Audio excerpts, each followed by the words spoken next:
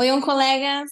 Aqui é a Beatriz Leite, mais conhecida como Bia Milk, e hoje eu tô aqui com o Dr. João Prax, infectologista da Beneficência Portuguesa de São Paulo, para falar sobre os efeitos colaterais crônicos da Covid-19 em pacientes oncohematológicos.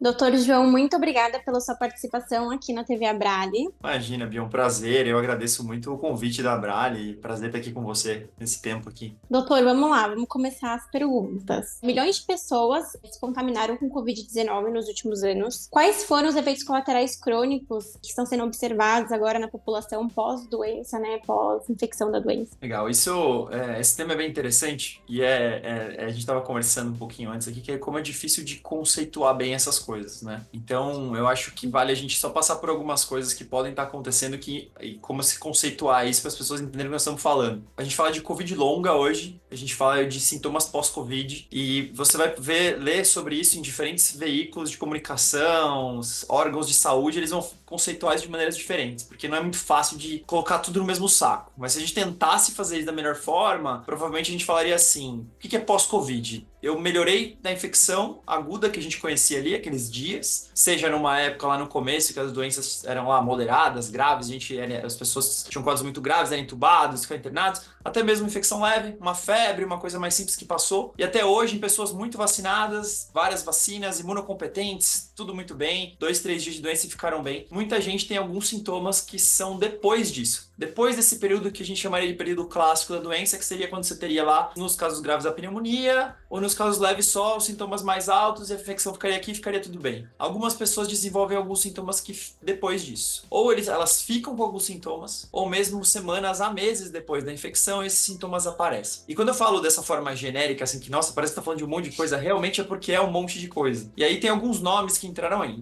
Entrou o pós-Covid, seria uma coisa que pega tudo isso, né? É um montão de coisa junta. E tem o que a gente chama de Covid longa. Então, aquela pessoa que pegou a doença, ela termina aquela fase da doença que ela poderia ter a pneumonia, ela não tem, ela sobrevive, ela fica bem da doença, mas ela fica com sintomas meio prolongados. E aí tem um montão de coisa. Os mais famosos, né? Porque muitos mesmo. Mas os mais famosos são aqueles sintomas de dificuldade de concentração, de a cabeça meio nebulosa, eles chamam de brain fog, né? Névoa cerebral, uma coisa que não consegue se concentrar, problemas com energia, né, um cansaço muito grande depois de pequenos esforços, uma dificuldade de gerenciar a sua energia ao longo do dia, é uma coisa que é muito relatada. Aí aparecem, claro, as complicações clássicas. Algumas pessoas tiveram embolias pulmonares, algumas tiveram AVCs, algumas tiveram infartos.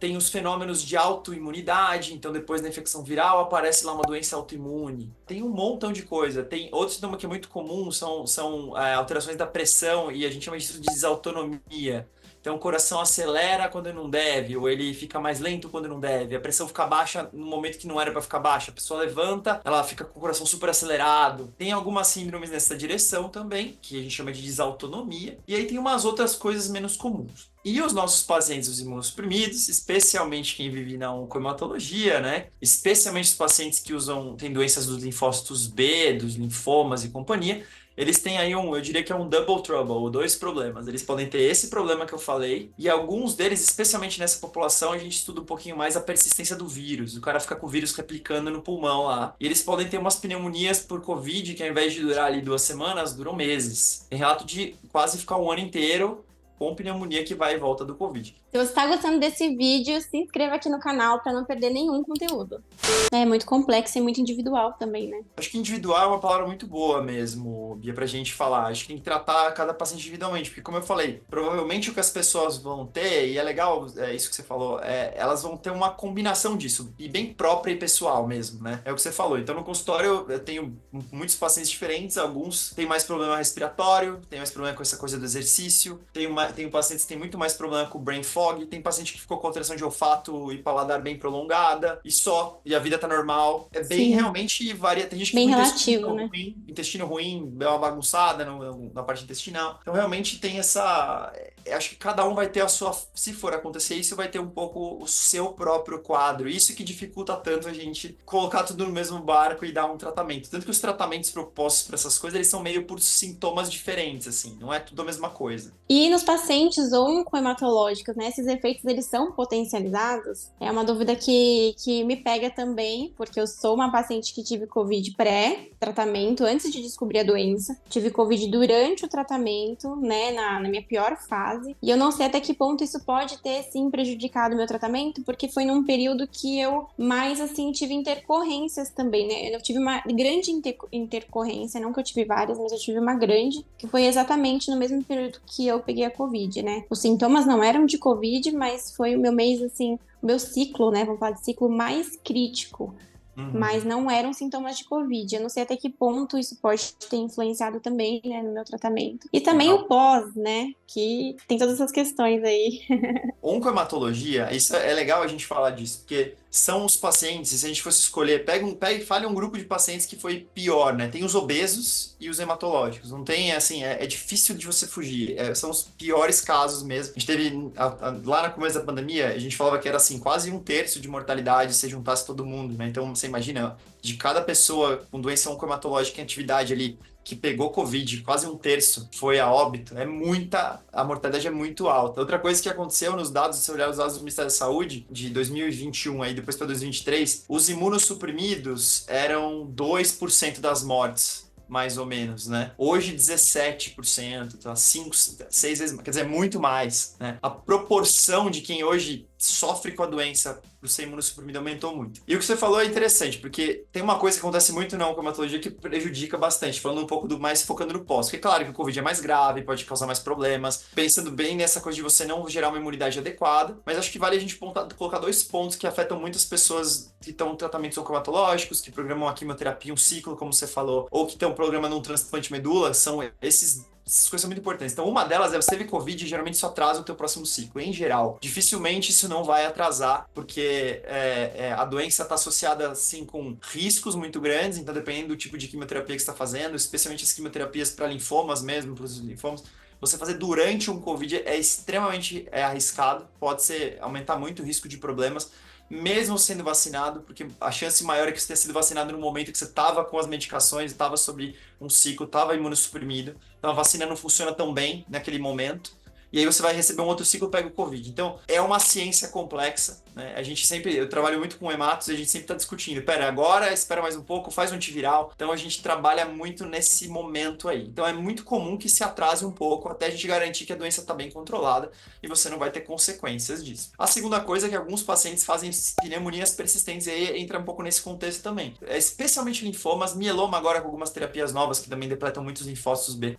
CAR-T também. Você fica muito tempo com o vírus, você não consegue criar uma defesa legal e eliminar o vírus. Então você fica com a pneumonia lá um tempão e isso é uma outra coisa que acontece em doente oncohematológico primariamente. Alguns casos, algumas doenças autoimunes, reumatologia usa essas drogas, né? Os anti-CD20, umas drogas ali que fazem coisas parecidas, mas a maioria é da hematologia mesmo. Bom, doutor, já existem tratamentos criados para tratar o Covid-19 longa? Então, vai ser uma abordagem meio que para cada um desses sintomas. Então, como a gente não sabe se é tudo a mesma coisa, porque os mecanismos são meio diferentes, ou se a gente tem sistemas diferentes, a gente vai. Os estudos meio que tentam pegar esses pequenos grupos e estudar e ver o que acontece. Então, eu pego esse pessoal, por exemplo, que a gente falou aqui, quem tem aquela baixa energia após um esforço, faz esforço e fica acabado. Vamos fazer uma intervenção. Aí, qual que é a recomendação, né? A recomendação para esses sintomas de fadiga crônica, baseado no que a gente estudou no passado, é esse pacing que eu falei, que é você entender seu ritmo e usar a sua energia de uma maneira mais, vamos dizer assim, mais sábia, uso sábio da sua energia. Para aquela coisa da hipotensão postural, aquelas mudanças de pressão, tem alguns medicamentos que a gente pode usar, tá? Então tem medicações específicas que são usadas para essa síndrome na cardiologia mesmo, para desautonomia, para pressão mais baixa. Então se ela é mais baixa, a gente usa uma medicação que parece cortisona, fluorocortisona, por exemplo. Se ela é mais alta, a gente usa um beta-bloqueador, não deixa a frequência cardíaca ficar tão alta. Então tem algumas coisinhas assim. Aí tem coisas mais novas. Então, por exemplo, para os pacientes que são tem problemas imunológicos mais graves, como nossos pacientes da oncohematologia, e tem uma persistência de infecção viral, lá, aquela pneumonia persistente que eu falei, aí os antivirais podem ser muito interessantes. Se você tem alterações da coagulação, se você tem uma trombose, você vai tomar um anticoagulante, por exemplo. Se Sim. você tem problemas respiratórios, você vai estudar esses problemas respiratórios, entender. É uma coisa que você pode tratar com broncodilatadores? É uma coisa que fisioterapia e reabilitação pulmonar vai te ajudar? Então, você está vendo como acaba assim, cada coisa tem um tratamento. Tem alguns, Sim.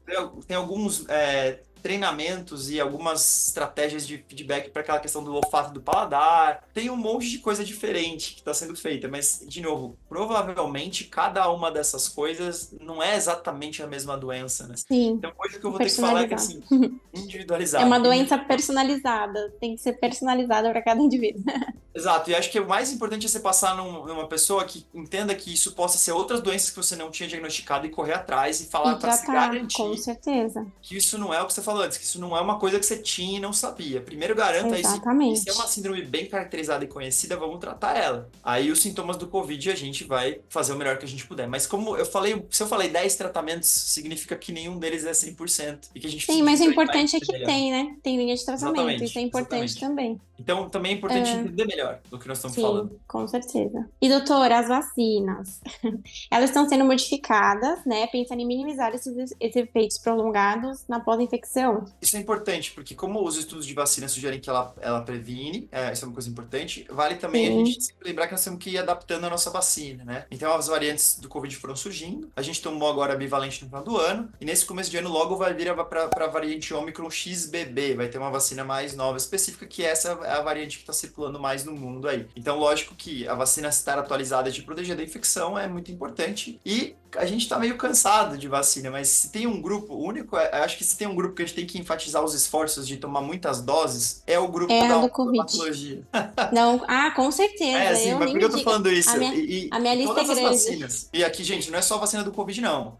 Dá uma olhada em Todas. todas que você precisa tomar de novo, porque às vezes, e muitas vezes, você tá imunossuprimidão quando recebeu. Você melhorou no Sim, teu eu tratamento, as coisas recebi, estão bem. eu recebi todas as vacinas, né, antes, tanto do diagnóstico quanto do Covid durante. Eu acho que isso também foi Com certeza é fundamental. importante. Com certeza é importante. E a primeira vacina que eu tomei depois do transplante foi a do Covid. Foi a primeira porque é vírus respiratório, então é o mais fácil de ser transmitido, né? Pra me proteger logo e falar assim, se eu pegar Covid, inclusive, não, acho que eu não peguei depois do transplante, né? Mas se peguei também tava imune, tava bem, Que bom, que bem, bom. bem mais protegida. E as É, outras também, vacina de pneumonia, lógico, com você tem que certeza. rever. E talvez essas muitas doses sejam importantes para os pacientes oncohematológicos, justamente por isso, que às vezes as duas, três primeiras que tomaram estavam em vista de um tratamento de alta potência, estavam em vista de um tratamento que depleta os linfócitos B, que são a fábrica dos anticorpos, estavam nesse momento. Então, realmente, Assim, essas doses novas, na verdade, não vão ser reforços para essas pessoas, na verdade, vão ser as primeiras doses vão realmente no ser momento novas doses. bom. Exato. Realmente, por isso Isso que eu que vou ter que talvez tomar seja. tudo de novo.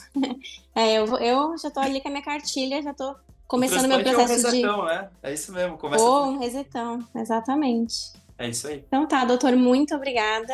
A gente já encerrou as perguntas.